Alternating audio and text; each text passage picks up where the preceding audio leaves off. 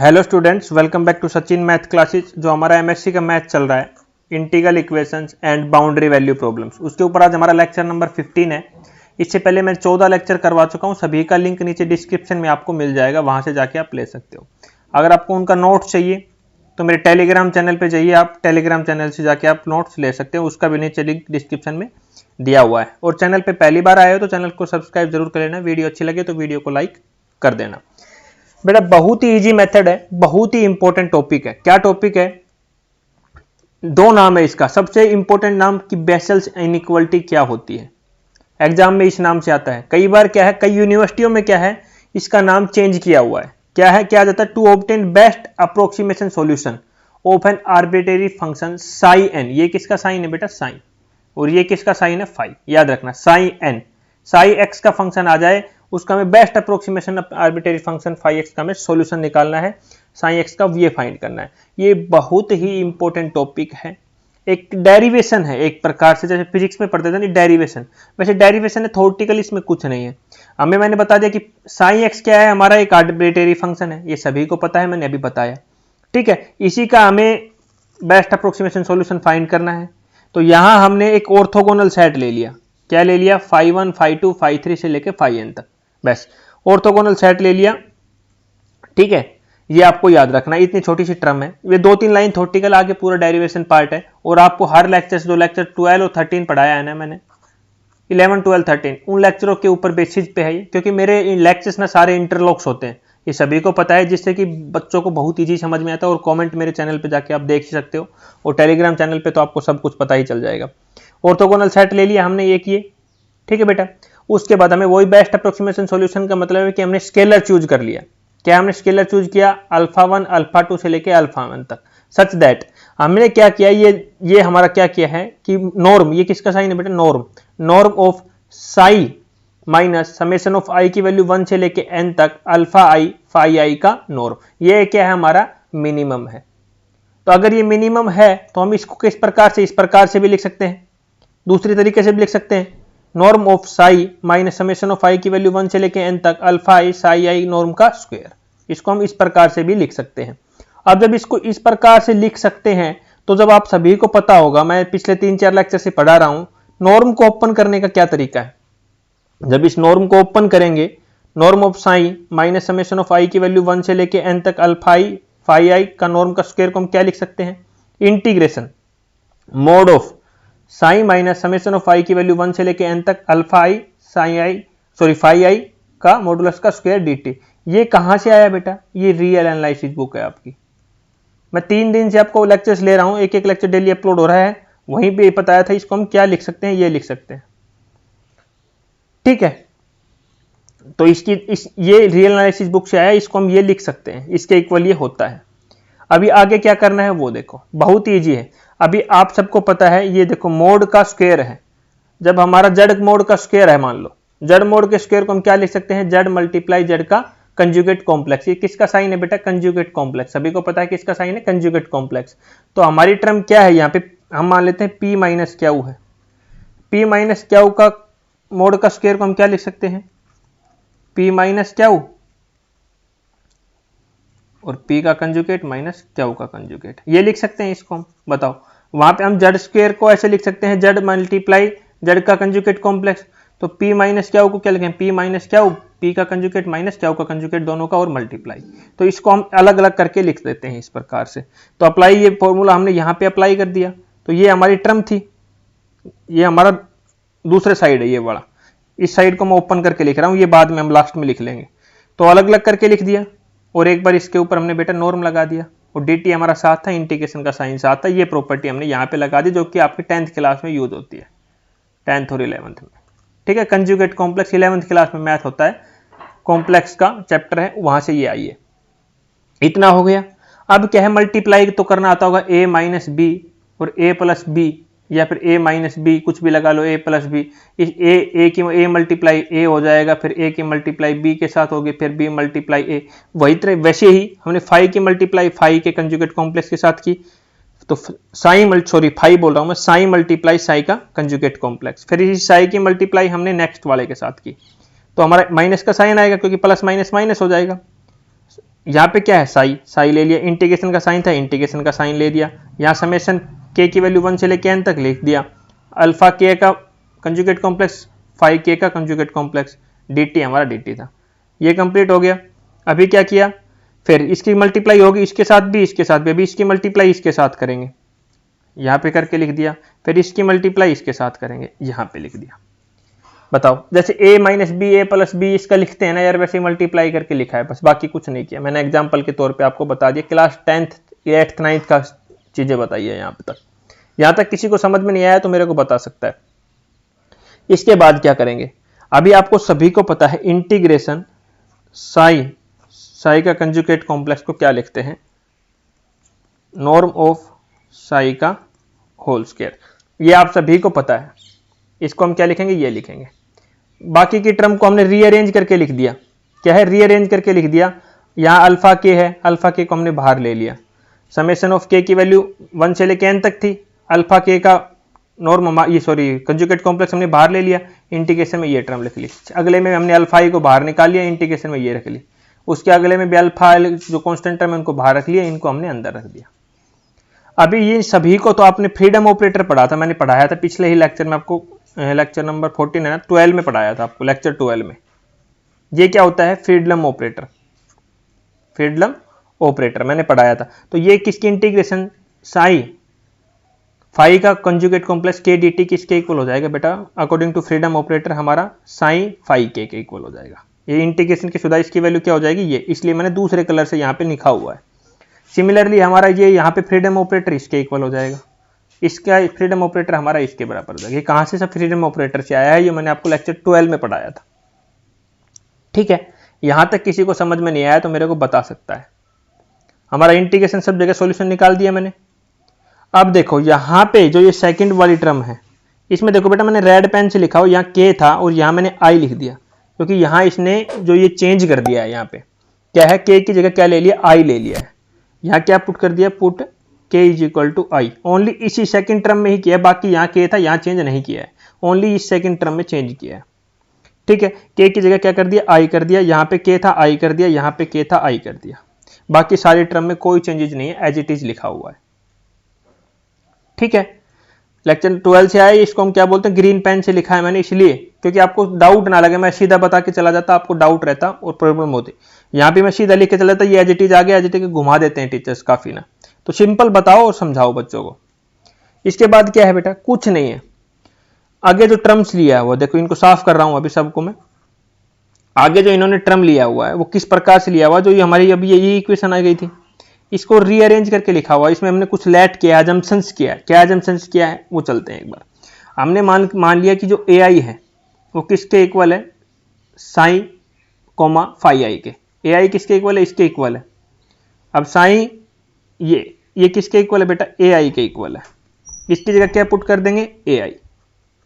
अगला देखो, ए आई का कंजुगेट कॉम्प्लेक्स किसके इक्वल है, फाई आई साई आई, उल्टा ये किसके है, ए आई का कंजुगेट कॉम्प्लेक्स के इक्वल ले लिया, और ये हमारा ये वैल्यू हो गई, और ये हमने पुट कर दी यहाँ पे।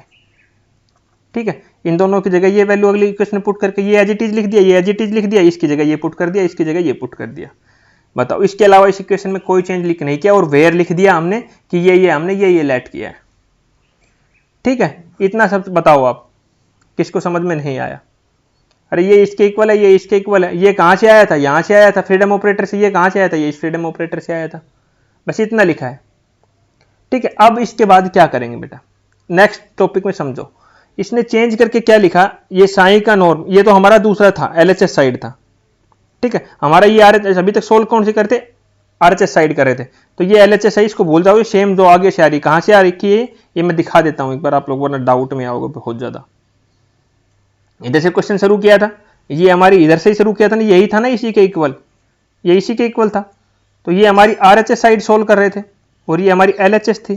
तो मैंने वहां पे जाके क्या कर दिया, इस एलएचएस को बस खाली लिखा है वहां पे, बाकी कुछ चेंजेस नहीं किया, कुछ एक्स्ट्रा एडिट नहीं किया। ये हमारी एलएचएस साइड थी, तो मैंने यहाँ पे लिख दिया, और यहाँ पे मैंने ये साइड पूरा लिखा है, ये एज इट इज था, ये लिख दिया, ये था, ये लिख दिया। भाई यहाँ पे मैंने कुछ चेंज कर दिया, ये तीन टर्म तो सेम थी, ये और ये तीन टर्म तो ठीक है, ये और ये ये तीनों टर्म तो मैंने सेम लिख दिया, बट यहां मैंने अल्फा आई का स्क्वायर लिख दिया। ये कहां से आया? इसको सोल्व करने से आया, इस टर्म को सोल्व करने से आया। अब इस टर्म को सोल्व कैसे किया बोलोगे सर आप? कैसे किया ये स्टेप आगे बताता हूं। अभी आपको पता है जब हमारा phi 1 phi 2 phi के ऑर्थो नॉर्मल है, मैंने कंडीशंस पढ़ाया था कि आपको ये पढ़ाया था लेक्चर नंबर 11 में या 12 में मैंने, कि ऑर्थो नॉर्मल क्या होता है। जब phi i phi j हमारा 1 के इक्वल है, phi i 1 के इक्वल है, तो हमारा i और j क्या होगा? इक्वल होगा। अगर 0 के इक्वल है तो मतलब वो हमारा i और j इक्वल नहीं है। ये कंडीशन मैंने आपको पढ़ाई थी। लेकिन हमारा मेरा मोटो है भी, ये कहां से आया इसको देखो आगे बताता हूं। हमने क्या कर लिया इस इक्वेशन में, कहां से आया ये समझा देता हूं। जो ये अल्फा आई का जो स्क्वायर आया है, इसको ध्यानपूर्वक समझो आप। यहां पे थोड़ा आगे चलेंगे, इस स्टेप को आप याद रखो। अभी इसको अभी यहां नहीं समझाऊंगा, थोड़ा आगे चलो, आप आगे समझाऊंगा। आगे मैंने इसको पूरा सोल्व करके दिखाया हुआ है, वहां पे आपको मैं इसको समझाऊंगा। थोड़ी देर के लिए मान लो इसका सॉल्यूशन ये आ गया है, आज हम कर लो, बाद में बताऊंगा कैसे आया। ठीक है, अभी जब ये आ गया, देखो यहां ही सोल्व कर रखा है। जब ये था, इसकी वैल्यू किसके इक्वल आई है? इसके इक्वल आई है। कैसे आई भाई? तो मैंने बताया, यहां पे मैंने बताया ऑर्थो नॉर्मल वाली कंडीशन, आई और जे हमारा 1 कब होगा? जब ये दोनों आई और जे की वैल्यू क्या होगी? इक्वल होगी। तो यहां पे आई और के इसने अजम कर लिया कि दोनों वैल्यू क्या है? हमारी आई ही है। तो के की जगह क्या पुट कर दिया इसने? आई पुट कर दिया। यहां पे के की जगह क्या पुट कर दिया? आई। तो यहां पे आई हो गया। जब दोनों वैल्यू आई और जे इक्वल है, आई और जे इक्वल है, तो वैल्यू क्या हो जाएगी इसकी? 1 हो जाएगी। तो यहां अल्फा आई, यहां भी अल्फा आई हो जाएगा। यहां अल्फा आई और ये किसके इक्वल हो गया बेटा? फाई आई और फाई आई, ये किसके इक्वल हो जाएगा? 1 के इक्वल हो जाएगा। कहां से? क्यों? क्योंकि ये ऑर्थो नॉर्मल कंडीशन मैंने यहां पे पढ़ाया था आपको लेक्चर 11 12 में। तो ये वैल्यू 1 हो गई। तो यहां लिख सकते हैं समेशन आई की वैल्यू 1 से लेके n तक अल्फा आई का कंजुगेट कॉम्प्लेक्स। और इसी को हम क्या लिख सकते हैं बेटा? थोड़ी देर पहले ही पढ़ाया था, जड़ का स्क्वायर क्या पढ़ाया था? जड़ मल्टीप्लाई जड़ का कंजुगेट कॉम्प्लेक्स। तो यह बन गया अल्फा आई का मोड का स्क्वायर। बताओ ये आ गई समझ में? कहां से आई है? ये मैंने आगे लिख दिया है यहां पे। आपको समझ में नहीं आई तो एक बार दोबारा आराम से अच्छी तरह दिमाग लगा के देखना आप इसके लिए। ठीक है, अभी आगे देखो। अभी क्या कर दिया, जब ये हमने ये वहां पे ये इक्वेशन आ गई, ये इक्वेशन आई है यहां पे, ये इक्वेशन यहां पे आई है, तो इसमें क्या कर दिया हमने? ऐड और सब्ट्रैक्ट कर दिया। ऐड और सब्ट्रैक्ट क्या किया? समेशन ऑफ आई की वैल्यू 1 से लेके n तक अल्फा बोल रहा हूं, ए आई का मॉडुलस का स्क्वायर, ये हमने ऐड और सब्ट्रैक्ट कर दिया। यहां पे मैंने ये ऐड कर दिया और यहां पे मैंने ये सब्ट्रैक्ट कर दिया। ये हमारी LHS साइड थी, ये RHS साइड है। ठीक है, ये LHS साइड थी, RHS साइड थी। RHS साइड में ऐड और सब्ट्रैक्ट हमने यहां पे कर दिया है। इसके बाद इसको कैसे लिख सकते हैं वो देखते हैं। भाई इसको क्या लिखा इसने? ये तो पहली चीज थी सेम लिख दिया। यहां पे थोड़ा सा चेंजेस आएगा। इसने क्या किया, जो ये पहली दूसरी टर्म थी, ये वाली, ये वाली, ये वाली, और एक इसने कौन सी ले ली? प्लस वाली टर्म। यहां पे जो हमने एडिट किया ये वाली, इसको साफ कर देता हूं, ये वाली। इन चार टर्मों का कंबाइन करके इसने क्या लिखा है वो ध्यान देना। इन चारों का यूज करके इसने ये टर्म आगे एज इट इज लिख दी, ये वाली टर्म इसने आगे एज इट इज लिख दी। बाकी इन चारों के टर्म की जगह क्या किया देखो, इसने इन चारों टर्मों की जगह क्या लिख दिया? ए आई माइनस अल्फा आई का मोड का होल स्क्वायर। इस चारों टर्म की जगह ये एक टर्म ऐड ये कर लिख दी। कैसे लिखी देखो, अभी ए आई माइनस अल्फा आई का मोड का होल स्क्वायर, जब इसको ओपन करेंगे, ये यही लिखा है ना, इसको ओपन करेंगे तो क्या आएगा? ए आई माइनस अल्फा आई, क्योंकि स्क्वायर है मोड, जैसे जड़ का स्क्वायर था, मोड का स्क्वायर था, तो जड़ मल्टीप्लाई जड़ का कंजुगेट कॉम्प्लेक्स। तो ऐसे ही हमने यहां पे लिख दिया है। अब अलग अलग मल्टीप्लाई करो, ए आई का ए आई के कंजुगेट कॉम्प्लेक्स, जैसे ए बी की मल्टीप्लाई की थी वैसे यहां पे करके लिख दिया। अब ए आई और ए आई का कंजुगेट कॉम्प्लेक्स आपको पता है, ए आई का स्क्वायर हो जाएगा, मोड का स्क्वायर हो जाएगा, अल्फा एन अल्फा का अल्फा आई का स्क्वायर हो जाएगा, और यहाँ पे ये दोनों टर्म एज इट इज आ गई। अभी देखो हमने इन्हीं टर्म में की जगह वो लिखा है, ये चार टर्म थी, देखो यहाँ पे ए आई अल्फा आई, ए आई का कंजुगेट कॉम्प्लेक्स अल्फा आई ये और अल्फा आई, और ये इन यही चार टर्म यहाँ पे हमारी आई है, इन्हीं की जगह हमने ये लिखा है। ठीक है बेटा, समझ में आ गया? इससे इजी मैं आपको नहीं समझा सकता, और इतनी आसान वे में भी नहीं समझा सकता। और आप ये नोट्स लोगे ना तो आपको और इजीली समझ में आ जाएगा। किसी भी पढ़ो ना आप, किसी भी टीचर के पहले उससे उसके नोट्स ले लो और एक बार उस लेक्चर को देखो, फिर आप वीडियो लेक्चर देखो। वीडियो एक बार में समझ में नहीं आ रहा तो 2 बार में आएगा। बट आपको मैं बता देता हूं, अगर आपको नोट्स चाहिए किसी भी के भी, MSc के चाहिए, BSc के चाहिए, क्लास 12th के चाहिए,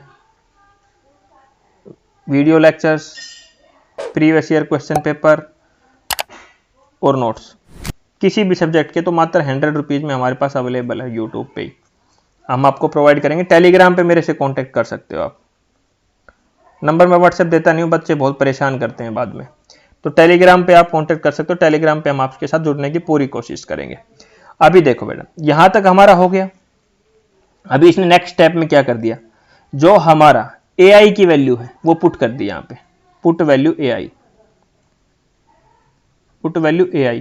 अब ये AI की वैल्यू कहां गई बोलोगे, भाई आपने अच्छी तरह वीडियो नहीं देखा। AI की वैल्यू देखो थोड़ी देर पहले निकाली थी हमने, ये रही। AI की वैल्यू क्या थी हमारी, साइन कोमा फाई आई, और AI बार की वैल्यू भी निकाली थी हमने, लेट किया था। ये देखो, ये AI की वैल्यू वहां पुट कर दो, AI की वैल्यू यहां पुट कर दी, AI की वैल्यू यहां पुट कर दी। बताओ यहां तक किसको समझ में नहीं आया।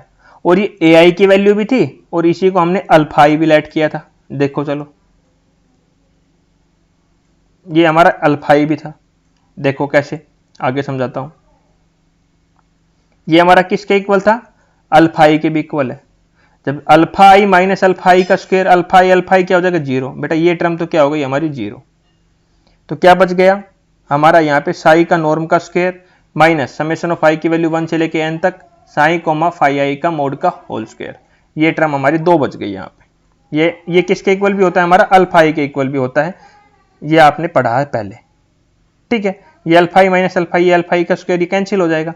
अब हमारा ये टर्म बच गई 2। यहाँ पे मैंने आपको बताया ये 2 टर्म ही बच गई हमारी। ये AI का स्क्वायर हो गया यहाँ पे, यहाँ पे ये हो गया हमारा, सिंपल सा आ गया। अब इसने क्या किया वो देखो, ये सारी चीजें तो हो गई। अभी हमारा ये बच गया ओनली,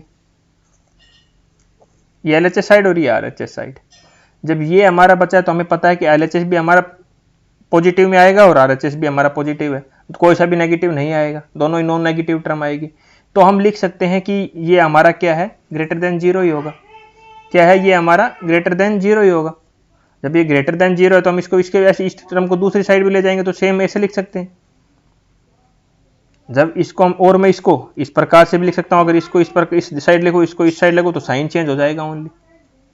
क्या है, ओनली साइन चेंज हो जाएगा। और जब मैं limit n tends to infinity कर दूं तो हमारा इसको क्या लिखता हूं, समेशन ऑफ आई की वैल्यू 1 से लेके इन्फिनिटी AI का मोड का square less than equal to norm of sign, norm का स्क्वायर। इसको ही क्या बोलते हैं, बेसल इनइक्वालिटी बोलते हैं। बेटा इससे इजी मेथड्स आपको एक बार में मैं 100% बोलता हूं समझ में नहीं आएगा। मैं भी इस चीज के बारे में बोल रहा हूं कि समझ में नहीं आएगा, ठीक है, ठीक है। जब ये आपको वीडियो अच्छी लगे तो वीडियो को लाइक जरूर कर देना। और नेक्स्ट लेक्चर हमारा लेक्चर नंबर 16 होगा। क्या होगा, fundamental properties of eigen value and eigen function for a symmetric colonel.